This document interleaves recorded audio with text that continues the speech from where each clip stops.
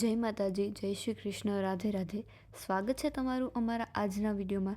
તો મિત્રો, આજે આપણે બનાવીશું ગાજરનો હલવો. સૌપ્રથમ આપણે 500 ગ્રામ દૂધ લીધું છે, 200 ગ્રામ ખાંડ લીધી છે, 500 ગ્રામ ગાજર લીધા છે. અને હવે ચપ્પુ વડે આપણે ગાજરને પહેલાં થોડા થોડા ઉપરથી છીણી લઈશું.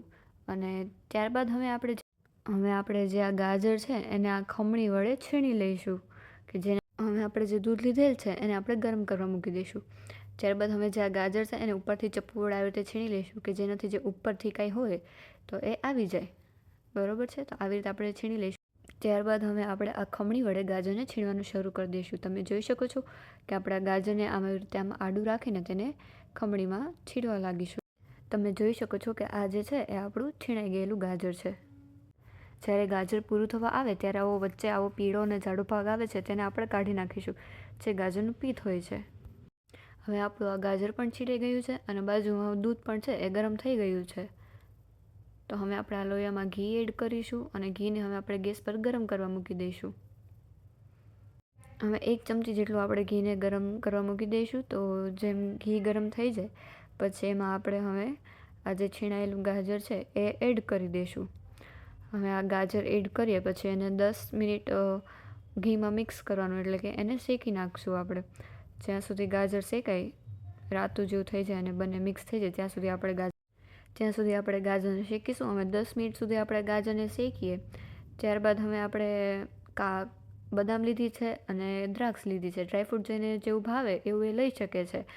ત્યારબાદ હવે તમે જોઈ શકો છો કે આપણું જે ગાજર અને ઘી છે એ બંને એકદમ મસ્ત શેકાઈ ગયું છે, બંને એકદમ મિક્સ પણ થઈ ગયું છે.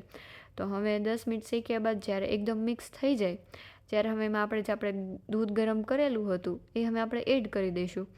હવે દૂધ ગરમ કરેલું એડ કર્યું. ત્યારબાદ હવે આપણે ગાજરનો જે હલવો છે, જેને છીણ છે, એને આપણે સતત હલાવતા રહીશું. એકદમ હલાવતા રહેવાનું, કે જેનાથી જે નીચે કે ઉપર ક્યાંય ચોંટે નહીં, અને ફરતું હલાવતા રહીશું, એટલે કે ક્યાંય પણ એ ચોંટે નહીં. આવી રીતે ફરતું હલાવવાનું, કે જેનાથી જે કાંઈ ચોંટેલું હોય તો એ પણ આવી જાય. તો હવે આપણે એને સતત હલાવતા રહીશું, કે જેનાથી એ એકદમ મિક્સ પણ થઈ જાય અને ક્યાંય ચોંટે પણ નહીં. જ્યાં સુધી આપણું આ દૂધ બળી ન જાય ત્યાં સુધી આ ગાજરને આપણે હલાવતા રહીશું. સતત જો હલાવીએ તો એનાથી આપણું ગાજર નીચે કે ફરતું ક્યાંય ચોંટે નહીં. અને હવે 20-25 મિનિટ પછી આપણું હવે આ ગાજરને દૂધ બંને આ ઘાટું થવા લાગ્યું છે. હવે આપણે આમાં ખાંડ નાખી દઈશું. ખાંડ આપણે જેટલું મીઠું ખાતા હોય એ પ્રમાણે નાખી શકાય. ખાંડ નાખીએ એટલે પાછું આ ઢીલું પડે, અને ત્યારબાદ જ્યાં સુધી ખાંડનું પાણી બળે ત્યાં સુધી આપણે એને હલાવ્યા રાખીશું. હવે આ આપણો હલવો થઈ જવા આવ્યો છે. તો હવે આપણે એમાં કાજુ, બદામ ને દ્રાક્ષને એડ કરી દઈશું.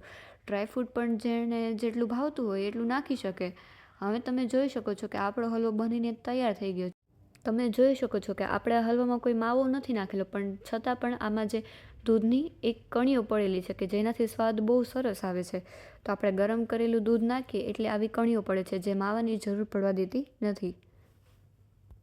હલવો બની ગયા બાદ હવે આપણે એમાં ડ્રાયફ્રૂટ્સ એડ કરી દઈશું. અમે માત્ર દ્રાક્ષ ને બદામ જ એડ કરેલ છે, કેમ કે કાજુનો સ્વાદ ઘરમાં કોઈને ભાવતો ન હોય તો ન પણ નાખી શકાય. તો હવે એને આપણે એકદમ મિક્સ કરી દઈશું, કે જેનાથી એકદમ એ મિક્સ થઈ જાય. તો હવે આ હલવો તૈયાર થઈ ગયો છે અને પીરસીને તમે જોઈ શકો છો કે કેવો મસ્ત સરસ મજાનો બની ગયો છે. તો હવે આપણે મળીશું નવા વિડીયો. ફરી મળીશું હવે આપણે નવી વાનગીની નવી રેસીપી સાથે. વિડીયોને લાઇક, શેર અને ચેનલને સબસ્ક્રાઈબ કરવાનું ભૂલાય નહીં. જય શ્રી કૃષ્ણ.